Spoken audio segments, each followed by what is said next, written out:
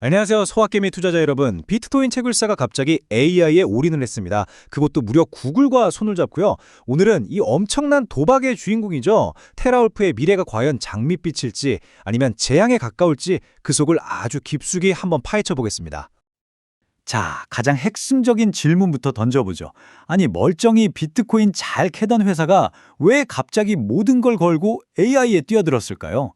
이건 뭐 회사의 운명을 완전히 바꿀 수도 있는 결정인데 말이죠. 그 배경을 지금부터 하나씩 뜯어보겠습니다. 그 해답의 첫 번째 실마리가 바로 이 숫자입니다. 3억 2천만 달러. 우리 돈으로 하면 4천억 원이 훌쩍 넘는 돈이죠. 이게 뭐냐면요. 테라울프가 AI 인프라를 확장하는 데 쏟아붓기로 한 자금입니다. 이건 단순한 투자가 아니에요. 말 그대로 회사의 미래를 건 거대한 판돈인 셈이죠. 과연 이 돈이 어디서 나서 어디로 가는지 그 흐름을 따라가다 보면 테라울프의 진짜 속내가 보이기 시작합니다. 네, 이번 테라월프의 움직임은 그냥 우리 신사업으로 AI도 좀 해볼까? 이 정도 수준이 절대 아닙니다. 기존의 암호화폐 채굴 기업이라는 정체성 자체를 바꾸려는 회사의 DNA를 완전히 뜯어고치려는 거대한 시도, 바로 대전환이라고 봐야 합니다. 그럼 일단 테라울프가 원래 어떤 회사였는지부터 짚고 넘어가죠. 이 회사는 우리는 친환경, 그러니까 탄소 배출이 전혀 없는 에너지로만 비트코인을 채굴합니다. 이걸로 시장에서 꽤나 독특한 위치를 차지하고 있었거든요. 그런데 이제 그 인프라를 기반으로 지금 전 세계 돈이 다 쏠리고 있는 바로 그 시장이죠. 고성능 컴퓨팅, 즉 AI 데이터 센터 사업으로 뛰어들고 있는 겁니다. 자, 그럼 도대체 뭘 믿고 이런 엄청난 도박을 하는 걸까요? 월가에서는 왜 이 회사에 열광하는지 그 강세론의 핵심 근거부터 한번 까보겠습니다. 놀랍게도 그 모든 이유는 딱 하나, 바로 IT 공룡 구글과의 파트너십으로 귀결됩니다. 이 거래의 심장부에는 구글이 딱 버티고 있습니다.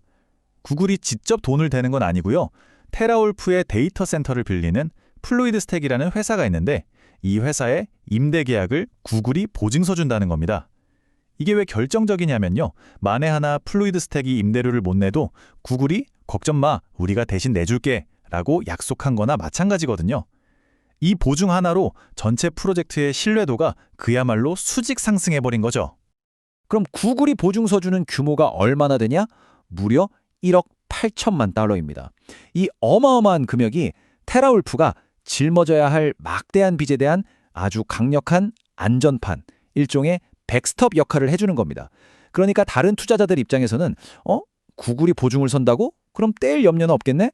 하면서 3억 2천만 달러라는 거액을 선뜻 빌려줄 수 있게 된 거죠. 근데 여기서 끝이 아닙니다. 구글은 그냥 보증만 서주는 착한 파트너가 아니에요. 이미 테라울프 지분 14%를 가지고 있던 대주주였는데 이번 거래를 통해서 지분을 8%나 더 살 수 있는 권리, 바로 워런트까지 챙겼습니다. 이게 뭘 의미할까요? 구글이 단순히 보증만 서주는 걸 넘어서 이 사업이 성공할 거라고 보고 직접 지분을 더 늘려서 과실을 따먹겠다는 아주 강력한 신호인 겁니다. 이 소식이 딱 터지자마자 월스트리트의 반응은 즉각적이었습니다. 여기 보시는 것처럼 노스랜드, 시티전스, JMP, 로젠블렛 같은 굵직한 증권사들이 마치 기다렸다는 듯이 목표 주가를 확 올려버렸죠. 특히 로젠블렛 같은 경우는 20달러까지 제시했어요. 시장이 이 거래를 얼마나 환영하는지 이 숫자들만 봐도 명확하게 알 수 있는 대목입니다. 월가의 전문가들만 열광한 게 아니에요. 개인 투자자 커뮤니티의 반응도 아주 뜨거웠습니다. 많은 투자자들이 SNS에서 이번 구글과의 거래를 두고 테라울프의 미래를 바꿀 엄청난 한 수, 게임 체인저라면서 엄청난 기대감을 드러냈습니다. 하지만 세상 모든 일에는 빛과 그림자가 있는 법이죠. 모두가 환호할 때 누군가는 이걸 두고 너무 위험한 변신이라고 경고합니다. 자, 지금부터는 이 화려한 파티 뒤에 숨겨진 치명적인 리스크에 대해 아주 솔직하게 파헤쳐 보겠습니다. 테라울프의 미래를 어둡게 보는 이른바 약세론자들의 논리는요, 아주 간단하고 또 강력합니다. 바로 이 모든 걸 가능하게 했던 돈, 즉 빚입니다. 회사가 감당하기 어려울 정도의 막대한 부채가 결국 회사의 발목을 잡을 거라는 거죠. 이 빚의 정체가 뭐냐면 바로 정크본드입니다. 이름부터가 좀 그렇죠. 정크, 즉 쓰레기라는 뜻인데 슬라이드 설명처럼 신용도가 낮은 회사가 높은 이자를 줄 테니 돈 좀 빌려달라고 발행하는 채권이에요. 한마디로 하이리스크 하이리턴 상품인 거죠. 이자를 많이 주는 만큼 회사가 망해서 원금을 날릴 위험, 즉 디폴트 리스크도 그만큼 크다는 얘기입니다. 근데 이 정크본드가 그냥 평범한 수준이 아니에요.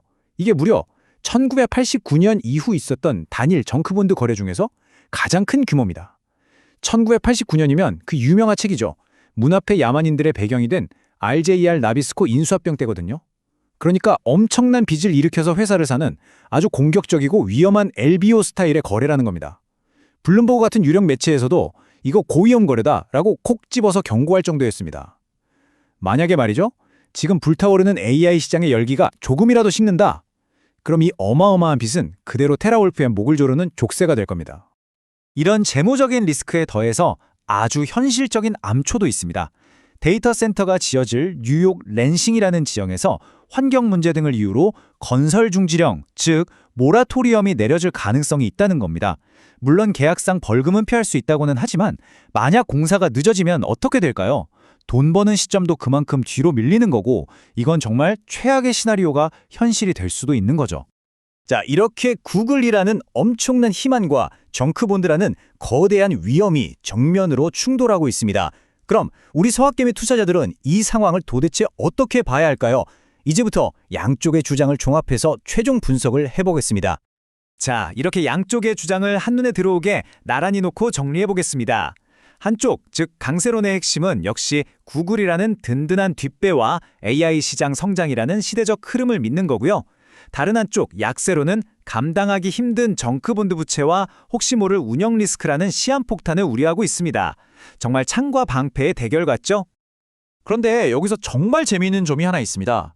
이렇게 리스크가 명확한데도 불구하고 월가 애널리스트들의 의견을 보면요. 압도적으로 긍정적이라는 겁니다. 강력 매수와 매수를 합치면 무려 85%가 사라고 외치고 있어요. 보유까지 합치면 사실상 매도 의견은 없는 셈이죠. 전문가들은 이 모든 위험을 감수하고도 남을 만큼의 기회가 있다고 판단하고 있다는 뜻입니다. 그렇다면 투자자들은 앞으로 무엇을 지켜봐야 할까요? 이 회사의 운명을 결정할 3가지 핵심 분기점이 있습니다. 첫째, 곧 발표될 3분기 실적. 여기서 회사의 현재 체력을 확인할 수 있겠죠. 둘째, 아까 말씀드린 건설 중단 여부가 걸린 랜싱 지역의 투표 결과. 그리고 마지막으로 2026년까지 데이터 센터가 계획대로 착착 가동될 수 있을지 그 진행 상황을 계속해서 체크해야 합니다. 이 3가지가 테라울프의 미래를 보여줄 바로미터가 될 겁니다. 결국 이 모든 이야기는 하나의 질문으로 귀결됩니다. 테라울프는 비트코인 채굴사라는 껍질을 깨고 차세대 AI 리더로 화려하게 비상할 것인가? 아니면 스스로 판을 너무 키운 나머지 감당 못할 빚에 덫에 빠져 추락할 것인가? 이 거대한 도박의 결과는 결국 우리가 앞으로 지켜볼 핵심 포인트들이 말해주겠죠. 도움이 되셨다면 구독 부탁드립니다.